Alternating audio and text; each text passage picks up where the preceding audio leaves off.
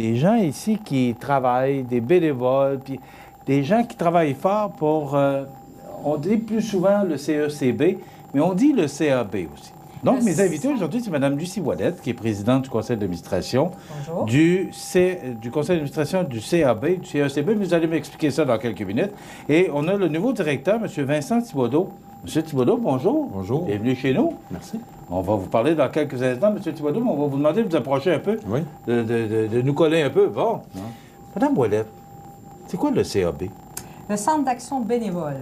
C'est quoi le CECB?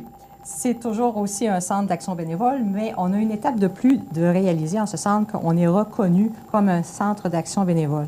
Et aussi, au niveau de l'historique, on se rend compte que lorsqu'on dit CECB, les gens disent, c'est quoi ça, le CECB? Donc, le Centre d'entraide communautaire bénévole, c'est long. Et on a pris l'habitude de dire CECB, mais il n'y a pas une résonance qui met en valeur le bénévolat. Donc, maintenant, on va effectivement plus prononcer le terme Centre d'action bénévole.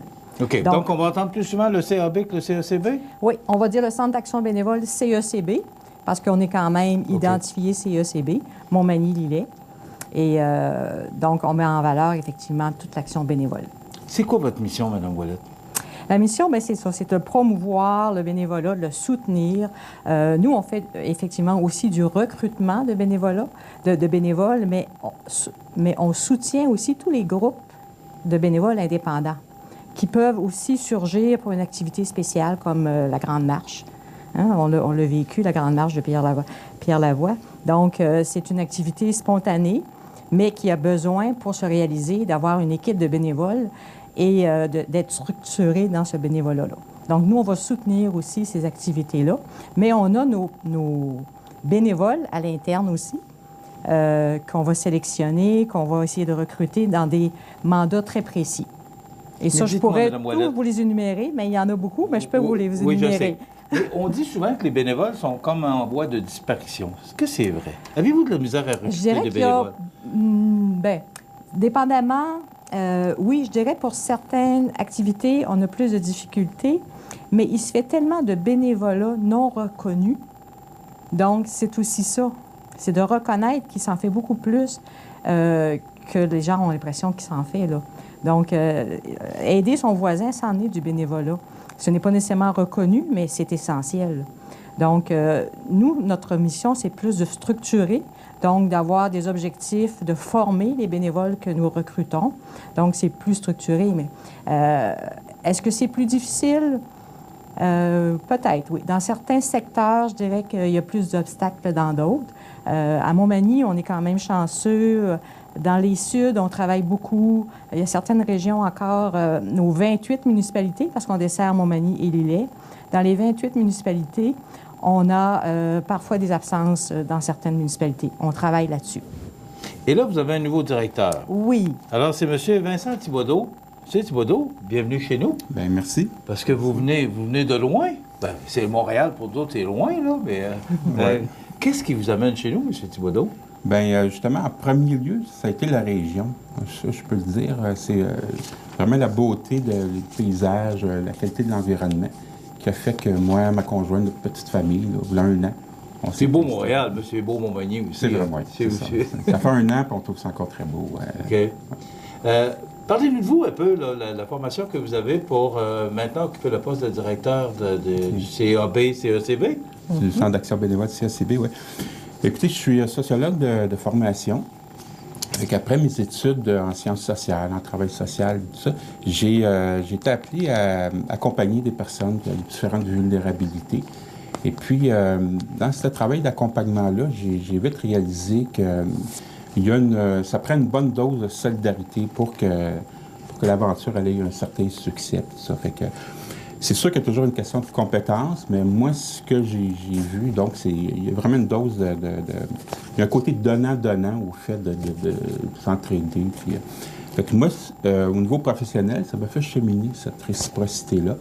Et puis, lorsque j'ai relevé le défi de direction générale d'une entreprise d'économie sociale, bien, j'ai vu que finalement, cette réciprocité-là, elle peut s'organiser, elle peut se mailler, se réseauter, puis se concerter.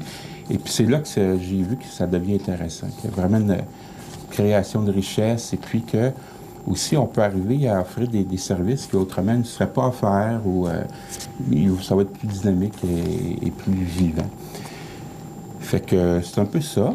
Pourquoi le CACB? Peut-être, écoutez, pour ces valeurs-là, c'est sûr. Oui, puis aussi pour l'équipe, le conseil d'administration, puis l'équipe de 700 bénévoles quand même, ça fait que c'est toute une organisation. Donc c'est un peu tout ça qui c'est un beau défi. C'est un beau défi, mais ça correspond à mes valeurs. Et parlons-en du défi. Oui. C'est quoi pour vous les défis là, qui vous attendent au cours des prochaines semaines, des prochains mois? Oui, bien comme Lucie le disait, notre mission... Vous demandez de reculer juste un petit peu qu'on voit bien la caméra? Ah, OK. Écoutez, notre mission première, qui est quand même de promouvoir l'action bénévole, de soutenir, de l'aider à s'organiser. Fait que ça, c'est sûr que on va actualiser cette mission-là par l'accompagnement des bénévoles, par la formation, par le soutien à s'organiser et tout ça. Il y a toute une logistique qui est mise en place. Il y a aussi la formation, le pérage. Donc, comme Lucie disait, le bénévole avec le bon mandat, des choses comme ça. Fait que ça, c'est notre première mission. Il y a tout le côté, un autre volet d'intervention qui est favoriser le maintien à domicile. Donc, un peu orienter le travail des bénévoles, entre autres, dans cette direction-là. Et puis, voir aussi, on a toutes nos ressources spécialisées, les anges gardiens, donc qui consistent dans le fond, à repérer du travail de proximité, repérer la vulnérabilité des gens. Oui, les aînés plus vulnérables, puis toujours dans l'idée de favoriser le maintien à la maison le plus longtemps possible, en santé. Écoutez, ça, c'est un gros défi. On veut garder les personnes âgées le plus longtemps possible à la maison. C'est un autre défi. Et des organismes comme le vôtre peuvent contribuer à ce que les gens restent le plus longtemps chez eux. Mais il faut aussi souligner qu'on travaille beaucoup en partenariat. Donc, effectivement, compte tenu que c'est un gros défi de soutien à domicile, et nos partenaires principaux, il y a le CIS, le Centre intégré de santé et services sociaux, mais on a tous les comme la popote roulante. Nous avons beaucoup de partenaires qui font en sorte qu'on puisse arriver à maintenir les personnes âgées. On ne travaille pas seul, on travaille en partenariat, donc on est beaucoup sur les tables de concertation. Donc, que ce soit avec la coopérative de services, que ce soit... Donc, nos partenaires, là, pour le soutien à domicile, sont essentiels et nous, on veut être partie prenante là, de tous les plans d'action pour arriver à ces objectifs-là. Si on a besoin ou on veut vous donner un coup de main, on veut être bénévole, comment on vous rejoint? Est-ce qu'il y a une façon de faire? Est-ce qu'on doit passer une entrevue? Comment ça fonctionne?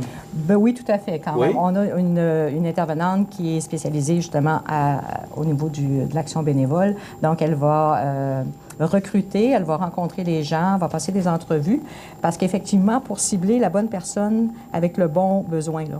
Donc, on sait que ce qui est peut-être le service le plus connu, c'est l'accompagnement médical, parce qu'on a des personnes aînées qui ont besoin d'aller à leurs rendez-vous médicaux et qui n'ont pas de transport, mais qui ont besoin d'accompagnement. C'est pas seulement le transport, surtout, c'est l'accompagnement. La personne doit avoir de l'aide pour se diriger à son rendez-vous.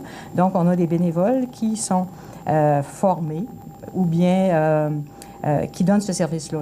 Puis il le donne de façon gratuite. On compense seulement les frais de déplacement. Mais que ce soit aussi... ce sont des entrevues parce qu'il faut effectivement faire un bon pairage. Donc, les qualités du bénévole et les besoins de la personne, bien, il faut que notre intervenante cible les bonnes personnes pour faire le bon jumelage. Donc, pour vous rejoindre? C'est le 248-7242. 248-7242? Oui. En tout temps? En tout temps. Bien, oui, sur les heures d'ouverture, on comprend. Sur les heures d'ouverture, mais il y a des retours d'appel sans problème. Madame Lucie Ouellette, présidente du conseil d'administration du CAB-CACB, on va s'habituer.